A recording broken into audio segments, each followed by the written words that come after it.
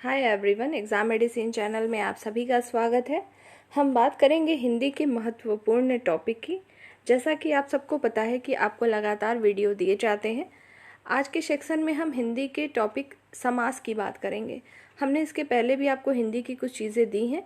यदि आपको आवश्यकता हो तो आप पढ़ सकते हैं। पीडीएफ आपको टेलीग्राम पर भी मिलती है और प्लेलिस्ट में आपको ये सारी चीज़ें मिल जाती हैं जो कि वीडियो मिलती है। बात करें कि अगर हम हिंदी पढ़ रहे हैं तो क्या वो किस एग्ज़ाम के लिए पढ़ रहे हैं। इलाहाबाद यूनिवर्सिटी एमटीएस का एग्ज़ाम है या इलाहाबाद यूनिवर्सिटी आपने ग्रुप बी के पोस्ट के लिए अप्लाई किया है तो आप सभी लोगों में हिंदी आनी है 15 नंबर की। जूनियर ऑफिस असिस्टेंट की बात करें तो आप में भी हिंदी आनी है। बस सबका क्या है कि जो क्वेश्चन के नंबर हैं वो अलग अलग हैं। और Allahabad high court RO ARO computer assistant Uttar Pradesh police कहीं पर भी आप एग्ज़ाम देते हैं आपको हिंदी पूछी जाती है। तो एक बारी आप हर एक टॉपिक को अच्छे से पढ़ लिया करिए ताकि बार बार आपको पढ़ना ना पड़े और आप सिर्फ रिवीजन करें। उसी का उद्देश्य है कि आपको इस तरीके से वीडियो मिल रही है। और एक बात और बता दूं कि अभी मैं आपको समास के बारे में कंप्लीट जानकारी दूंगी और सिर्फ उतना जो कि एग्ज़ाम के पर्पज़ से ज़रूरी है जितना मैंने आपको एग्ज़ाम के बारे में बताया। अगर आप ये उम्मीद करते हैं कि आपको डिस्क्रिप्टिव पेपर लिखना है तो आप इतने से हो जाएगा, तो ऐसा नहीं है। सिर्फ कॉम्पिटिटिव एग्ज़ाम, वनडे एग्ज़ाम जो भी आपके कंडक्ट होते हैं और उसमें हिंदी पूछी जाती है और उसमें समास टॉपिक है या अन्य जो भी टॉपिक मेरे द्वारा आपको बताए जाते हैं, सिर्फ उतना टारगेट किया जाता है कि आप कम से कम चीज़ों में ज़्यादा से ज़्यादा क्वेश्चन अटैम्प्ट कर पाएँ। तो आइए हम समझते हैं समास को। और मैंने पहले ही बता दिया है कि समास आपको एक ट्रिक के लेवल से बताया जाएगा ताकि आप किस तरीके से पढ़ें। और रही बात बहुत सारी चीज़ें उसमें पढ़ने की, तो आपके पास तो किताब भी अवेलेबल है, आप वहाँ से भी पढ़ सकते हैं। पर आपको जो नोट्स दिए जा रहे हैं इससे आप समझ जाएंगे। एक बात और ये है कि आप सिर्फ पीडीएफ अगर आपको मिल भी गई तो आपको कुछ चीज़ें नहीं समझ में आती हैं, इसलिए क्योंकि उसमें कुछ चीज़ें मैंने अपने थ्रोस पे लिखी है, मेंशन की है, ताकि मैं जब आपको बताऊं तब आपको चीज़ें समझ में आती हैं। आइए हम समझते हैं समास को और एक एक चीज़ आपको क्लियर हो जाएगी। सबसे पहले हम बात करें क्वेश्चन समास से क्या बनते हैं। समास के कई भेद होते हैं, मतलब कई प्रकार टाइप होते हैं, उससे प्रश्न बनते हैं। आपको सेंटेंस दे दिया जाता है, उसमें आपको समास बताना होता है। शब्द दिए जाते हैं, उसमें समास बताना होता है। या कभी कभी जो है जितने भी हमारे टाइप होते हैं, समास के भेद होते हैं, उनके जो डेफिनेशन होते हैं, जो परिभाषाएं होती हैं, उससे भी प्रश्न बनते हैं। तो ये सभी चीज़ें आपकी क्लियर हो जाएंगी इस वीडियो से। चलिए शुरू करते हैं। समास समास होता क्या है?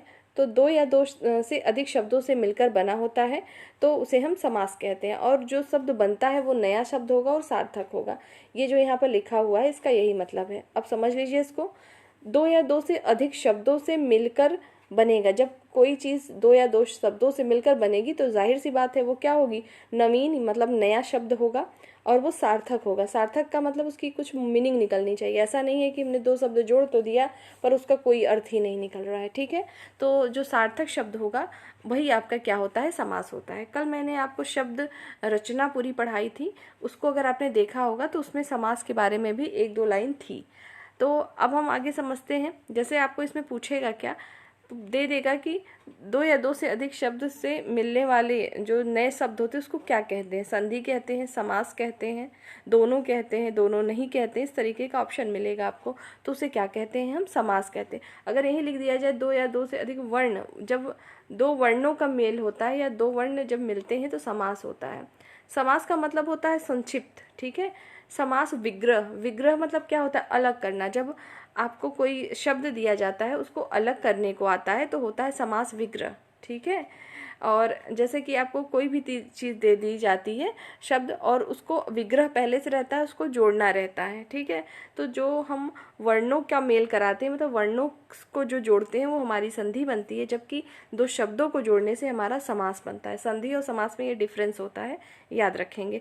उसमें संधि विच्छेद होते हैं, अलग अलग होते हैं, इसमें समास विग्रह होता है। इसमें भी अलग अलग होगा लेकिन इसमें दो पद यानी दो शब्द अलग अलग होते हैं और संधि में दो वर्ण हमारे अलग अलग होते हैं। तो आगे समझते हैं। समझ में आ गया होगा आपको कि समास की डेफिनेशन होती क्या है, वो होता क्या है। अब हम बात कर रहे हैं इसमें कुछ पॉइंट की, इसको समझ लीजिए यहाँ पे ये लिखा क्या है। तो देखिए, पहली बात तो समास में दो पद होते हैं। समास में हमेशा क्या होंगे, दो पद होंगे। कौन कौन से होंगे, एक हमारा पूर्व पद होगा, एक उत्तर पद होगा। जो भी ये बताया जा रहा है ये आगे आपको बहुत ही काम आएंगे, इसलिए इसको समझ लीजिए कि इसका मतलब होता क्या है। समास में दो पद होते हैं, जो पहला पद होता है उसी को पूर्व पद कहते हैं, और जो उसके बाद दूसरा पद होता है उसी को हम उत्तर पद कहते हैं। उत्तर पद मतलब बाद का, पूर्व मतलब पहले वाला पद। जो मैंने यहाँ 1 और 2 लिखा है इसको ध्यान रखिएगा, आगे मैंने मेंशन किया है। जहाँ पर भी पूर्व पद की बात होगी मैंने वहाँ 1 लिख रखा है, जहाँ उत्तर पद की बात होगी वहाँ मैंने 2 लिखा है। ठीक है, समास की दृष्टि से देखा जाए तो समास के केवल कितने पद होते हैं? 2 होंगे। कौन कौन से? पूर्व पद और उत्तर पद। लेकिन ये नोट में जो मैंने लिख रखा है यहाँ पर कि तीसरा जो है पद या तीसरा प्रधान, जहाँ कहीं पर भी थर्ड जो है आपका पद आएगा और वो प्रधान होगा यानी वो मुख्य होगा उसमें, तो वहाँ पे हम 3 से डिनोट करेंगे समझने के लिए। ठीक है, तभी आपको एक पेज की स्लाइड पे सब कुछ समझ में आ जाएगा अच्छे से। ये उम्मीद है ये समझ पा रहे होंगे। जहाँ कहीं पर भी उत्तर पद आएगा वहाँ 2 लिखेंगे, जहाँ पूर्व पद आएगा वहाँ पर 1 लिखेंगे, और तीसरा पद आएगा या तो तीसरा पद जब प्रधान होगा तो वहाँ पे हम 3 लिख के उसको डिनोट करेंगे। ठीक है, और आपके जो बुक में लिखा होता है सिर्फ वो इतना लिखा होता है, ये मैंने अपनी तरफ से इंक्लूड किया है समझने के लिए आपको। ठीक है, तो ये 30 बातें समझ में आई होंगी। आइए देखते हैं समास के भेद, मतलब समास के प्रकार। अगर आपसे परीक्षा में पूछा जाए समास कुल कितने प्रकार के होते हैं, तो आपने सुना होगा कि अव्ययी भाव समास होता है, तत्पुरुष समास होता है, बहुव्रीहि समास, द्वंद्व समास, द्विग समास, ये भी आपने पढ़ा होगा। ठीक है, लेकिन मेनली बात करें तो ओनली 4 टाइप आप बताएंगे। कौन कौन से बताएंगे? तो समास के भेद में मुख्य रूप से 4 आते हैं। कौन से हैं? अव्ययी भाव समास, दूसरा तत्पुरुष समास, तीसरा हमारा बहुब्रीहि समास, और चौथा हमारा होता है द्वंद्व समास। समझ में आया? ये मुख्य रूप से होते हैं 4। ठीक है, अब हम बात करते हैं हम पहचानेंगे कैसे, और इसके बारे में मुख्य जानकारी लेते हैं। सबसे पहले हम शुरू करते हैं अव्ययी भाव समास से। आपको शब्द दिया रहेगा, जैसे दे दिया जाएगा प्रतिदिन, पूछा जाएगा प्रतिदिन में कौन सा समास है। तो देखिए, सबसे पहले हम ये समझेंगे कि जो अव्ययी भाव समास होता है, पेपर में देता है कि ऐसा कौन सा समास है जिसमें प्रथम पद जो है प्रधान होता है यानी मुख्य होता है, और दूसरा पद गौण होता है यानी अप्रधान होता है। गौण का मतलब अप्रधान। ठीक है, तो देखिए अव्ययी भाव समास में जो पहला पद होगा वो क्या होता है? प्रधान होता है, जबकि दूसरा पद क्या होता है? गौण होता है या अप्रधान होता है। जहाँ मैंने 1 और 2 लिखा है, 1 का मतलब मैंने ऊपर बताया था पूर्व पद में यानी पहला पद, 2 मतलब उत्तर पद बाद वाला पद जो आएगा। तो इसको ऐसे कहते क्यों हैं? देखिए जैसे यहाँ लिखा है प्रतिदिन, प्रतिदिन में प्रति जो है वो मुख्य है। ठीक है, और दिन जो हमारा गौण है। गौण जैसे हमने दिन कहा, दिन का अगर कहा जाए सिर्फ दिन अगर कहीं लिखा है, दिन शब्द लिखा है, तो उसका कोई स्पेसिफिक अलग से मीनिंग नहीं आ रही है। ठीक है, ना ही उसका कोई इंपॉर्टेंस झलक रहा है। अगर हम उसके आगे प्रति लगा दें, प्रतिदिन मतलब हर एक दिन की बात हो रही है। प्रति अगर लग गया दिन के आगे तो क्या हो जाएगा? हर एक दिन की बात है। कहते नहीं प्रतिदिन ये काम करिए। ठीक है, तो उसका एक मुख्य अर्थ अलग से निकल रहा है।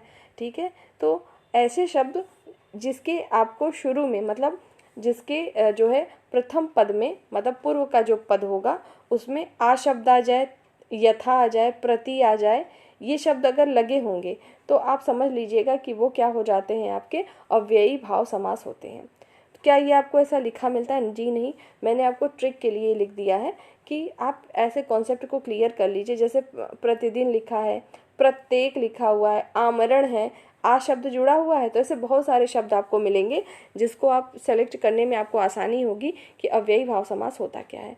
तो हमने अव्ययी भाव समास में क्या क्या याद रखना है? सबसे पहले ये कि अव्ययी भाव समास में पहला पद प्रधान होता है, जबकि दूसरा पद हमारा अप्रधान यानी गौण होता है।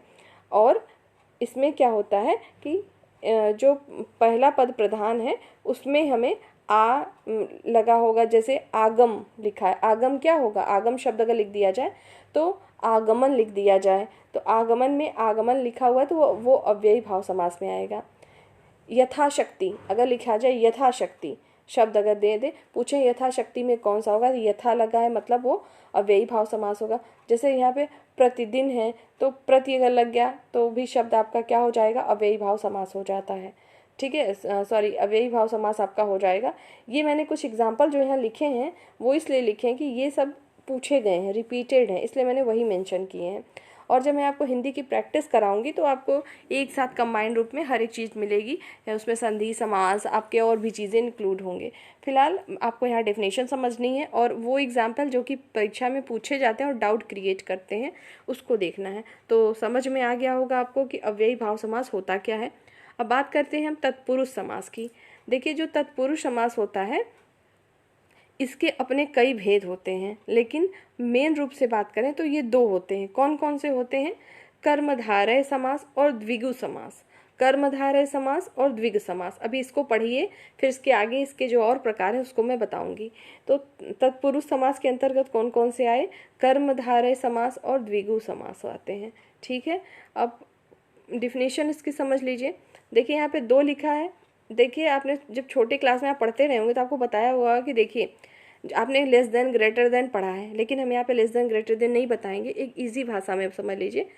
आप जब क्लास 6-7 में पढ़ते रहे होंगे तो आपको ये चीज़ बताई जाती थी कि जिधर को ये इसका मुंह, जैसे ये है ना, जिधर खुला रहे वो क्या होता है? बड़ा होता है, ऐसा समझाया जाता था। और जब आप जैसे जैसे स्टैंडर्ड आपका बढ़ता है, आपको आगे आप पढ़ते हैं ना कि ग्रेटर देन पढ़ते हैं, लेस देन पढ़ते हैं, लेस देन इक्वल पढ़ते हैं, ये सारी चीज़ें पढ़ते हैं। तो यहाँ पर सिर्फ ये समझिए, जिस साइड को ऐसा ओपन रहेगा वो हमारा क्या होगा? प्रधान होगा, मुख्य होगा, इसमें जहाँ कहीं भी आपको दिखेगा। ठीक है, तो इससे आप भूलेंगे नहीं और समझ में आ जाएगा।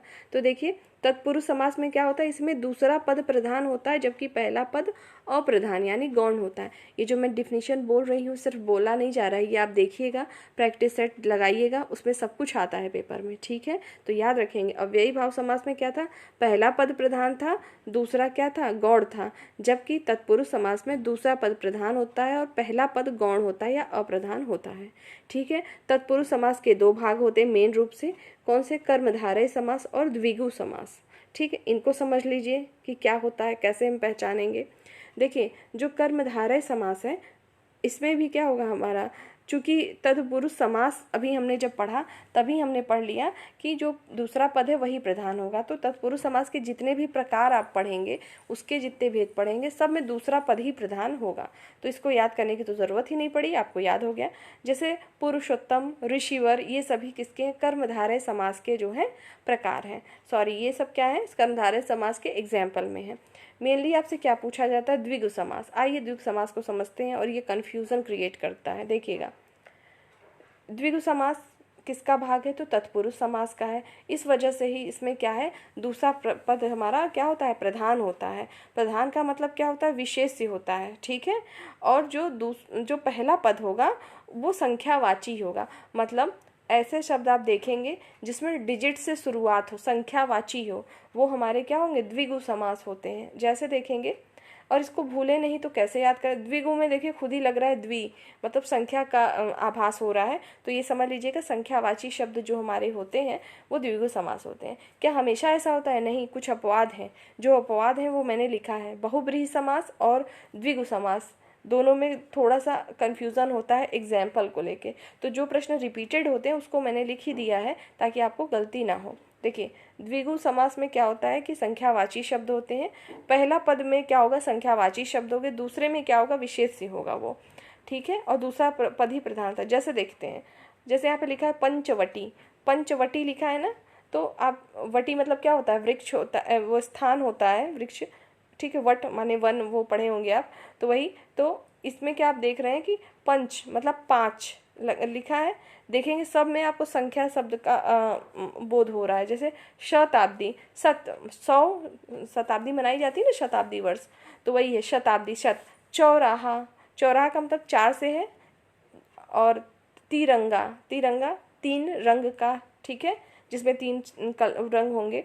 अष्टाध्यायी, अष्ट मतलब क्या होता है? 8 होता है। देखिए, चतुर्भुज, चतुर्भुज में भी समझ में आ रहा है कि ये क्या है? 4 से डिनोट हो रहा है। उसके बाद है चौमासा, चौमासा में क्या है? चौ क्या है? 4। तो आपने देखा जितनी चीज़ें हमने यहाँ पे एग्जाम्पल के तौर पे देखी, सब में संख्यावाची शब्द पहले आया हुआ है।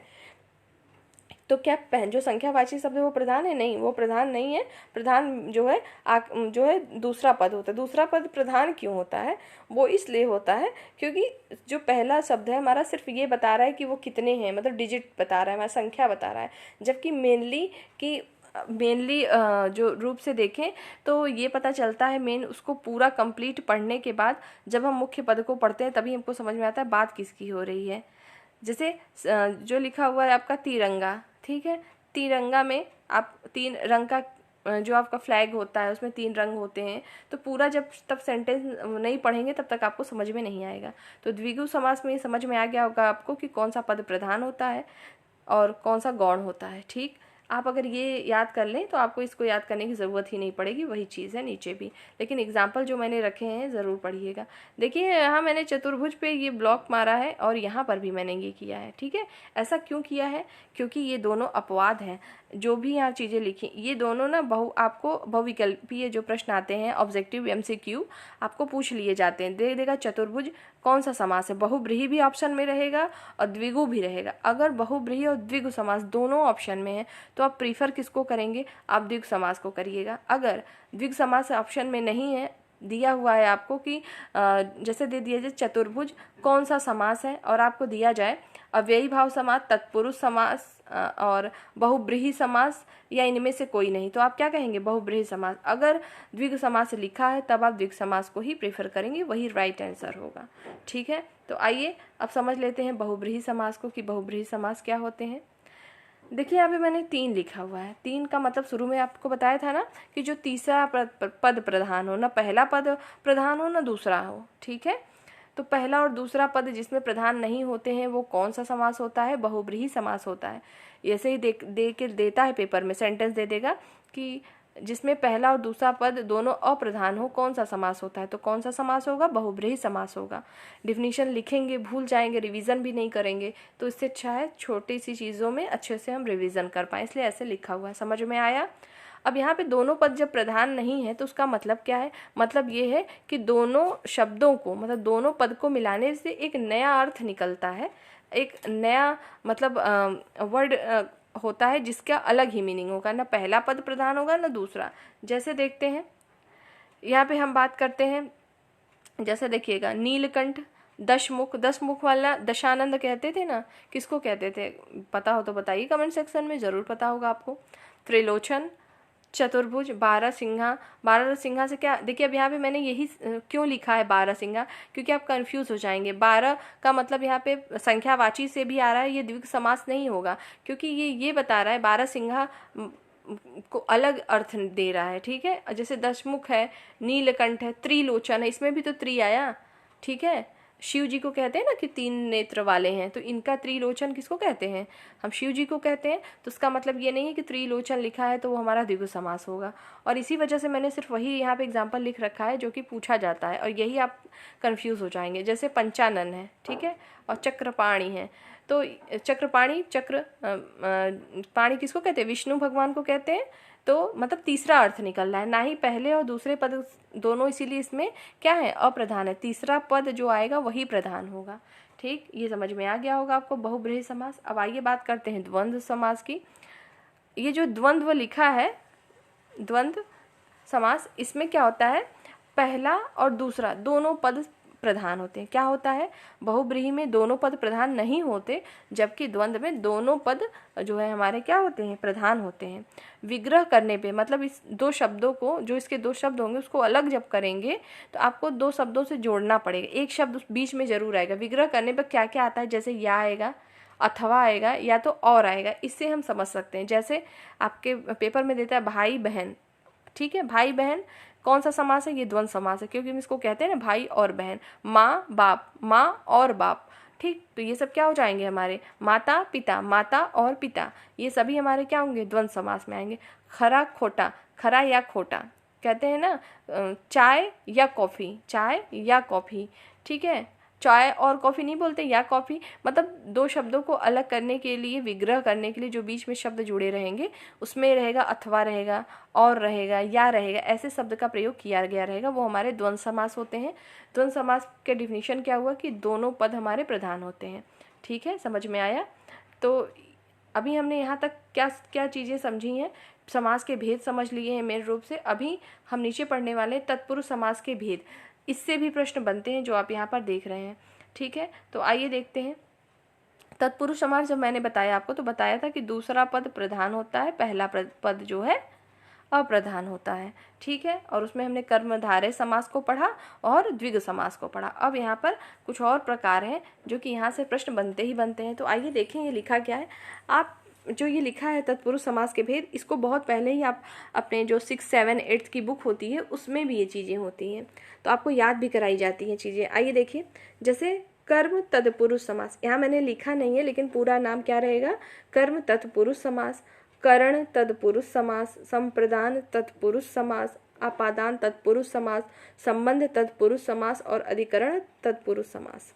ये इतने प्रकार के जो समास हैं ये सभी तत्पुरुष के अंतर्गत आते हैं। और यहाँ से प्रश्न कैसे बनते हैं इसको समझिए। देखिए यहाँ पे जो ब्रैकेट में लिखा है इसका मतलब बता दूं। जैसे जैसे कर्म लिखा है को, करण यहाँ लिखा है से द्वारा, संप्रदान के लिए, अपादान से वर्ड आएगा उसमें लेकिन अलग होने का भाव होगा। संबंध मतलब किसी चीज़ को जोड़ने के लिए, जैसे का यूज़ करेंगे, की, के, रा, री, रे, नानी, ने, ये सब संबंध के लिए लिखा। अधिकरण, अधिकरण तत्पुरुष में क्या था, में या पर का प्रयोग किया जाता है। इसको एग्जाम्पल दे रही हूँ, आपको समझ में आ जाएगा। देखिएगा, जैसे पूछा जाता है राम को किताब दो, मैंने क्या बोला, राम को किताब दो। ठीक है, आपको एक पेपर में आ जाएगा, लिखा रहेगा राम को, ठीक है, किताब दो लिखा है। तो जो यहाँ पे ये को वर्ड आया है, को किसको बता रहा है, ये कर्म को बता रहा है। तो याद कर लेना है, अगर कोई सेंटेंस आए तो दे दिया जाता है और पूछा जाता है जो इसमें कौन सा प्रयोग किया गया है। ठीक है, कौन सा तत्पुरुष समास प्रयोग किया गया। जैसे अगला देखिए, लिखा है करण से या द्वारा। तो अगर ये चीज़ बोली जाए कि कलम से लिखा गया है, कलम से लिखा गया है में कौन सा समास है, तो आप कैसे बताएंगे। कलम से लिखा गया, कर्म जो हो रहा है वो किससे किया जा रहा है, कलम से। तो कलम से जुड़ा हुआ है, तो से जहाँ पर आएगा तो, या कलम के द्वारा अगर वर्ड आ जाए तो आप समझ जाएंगे ये करण तत्पुरुष समास है। संप्रदान यहाँ लिखा है के लिए, और यहाँ लिखा अपादान से अलग होने के लिए। जैसे दिया जाए आपको कि वृक्ष से पत्ते गिरते हैं, वृक्ष से पत्ते गिरते हैं, से वर्ड तो करण में भी आ रहा है और अपादान में भी से है, दोनों में से है। तो कैसे समझेंगे, जब अलग होने का भाव जहाँ दिखेगा वहाँ पर अपादान होगा। जैसे मैंने कहा ना, वृक्ष से पत्ते गिरते हैं, तो अलग हो रहे हैं पत्ते ना, वृक्ष से अलग होने का भाव है, तो वहाँ पे अपादान होगा, लेकिन करण वहाँ पे गलत हो जाएगा। ऐसे ही आपको पेपर में पूछा जाता है। संबंध की बात करें, जैसे कुछ भी हो सकता है कि जैसे कि रमेश रीमा का भाई है, रमेश रीमा का भाई है में कौन सा जो है तत्पुरुष समास है, तो का वर्ड से संबंध को डिनोट कर रहे हैं, तो वो हमारे क्या हो जाएंगे, तत्पुरुष समास हो जाएंगे। अधिकरण मतलब अधिकार दिखाना। जैसे मे पेपर, जैसे कोई भी एग्जांपल आप ले सकते हैं कि जैसे कि भारत में स्वच्छता ज़रूरी है। ठीक है, में शब्द हुआ तो अधिकार दिखा रहा है किसी चीज़ को, तो वो हमारी क्या होगी, अधिकरण होगी। ठीक है, तो ये सारी चीज़ें हैं जो कि मैंने अभी आपको बताई। आइए एक बार जल्दी से इसका रिवीजन करा दूँ ताकि आपको और भी दिक्कत ना हो। समास क्या होता है, तो समास दो पदों से मिलकर बना होता है और जो नया शब्द आता है वो सार्थक शब्द होता है, वही हमारा समास होता है। समास में मेनली दो पद होते हैं, पूर्व पद, उत्तर पद। पूर्व पद को 1 से लिखते हैं और उत्तर पद को 2 से। लिखते नहीं है, मैंने लिखा है ताकि आपको समझ में आ जाए। तीसरा पद अगर कहीं प्रधान होगा तो वो उसको 3 से डिनोट करेंगे। समास कितने प्रकार के होते हैं मेनली रूप से, तो 4 हैं। कौन कौन से, अव्ययी भाव समास, तत्पुरुष समास, बहुब्रीहि और द्वंद्व समास। अव्ययी भाव समास के डिफिनीशन का क्या मतलब है, मतलब जिसमें पहला पद प्रधान होगा अव्ययी भाव समास होगा, जिसमें दूसरा पद प्रधान होगा तत्पुरुष समास होगा, जिसमें दोनों ही पद समान नहीं होंगे या प्रधान नहीं होंगे वो बहुब्रीहि समास होगा, जिसमें दोनों पद प्रधान होते हैं वो द्वंद्व समास होता है। ठीक है, ऐसे शब्द जिनके शुरू में आपको यथा, प्रति, आ ये सब देखने को मिले वो सभी हमारे अव्ययी होते हैं। जैसे प्रतिदिन, प्रत्येक, आमरण, आगमन, प्रहार, विदेश, ये सभी हमारे क्या हैं, अव्ययी भाव समास है। तत्पुरुष समास में क्या मेन रूप है, तो तत्पुरुष समास के मेन 2 भाग होते हैं, कर्मधारय समास और द्विगु समास। कर्मधारय में भी वही होगा कि पहला पद जो है गौण होता है, दूसरा प्रधान होता है, जैसे पुरुषोत्तम, ऋषिवर, ये सभी कर्मधारय समास के उदाहरण हैं। जबकि द्विगु समास में हमेशा संख्यावाची शब्द पहले आता है और वह गौण होता है, वो अप्रधान होता है, और दूसरा शब्द जो होता है प्रधान, वो विशेष से होता है।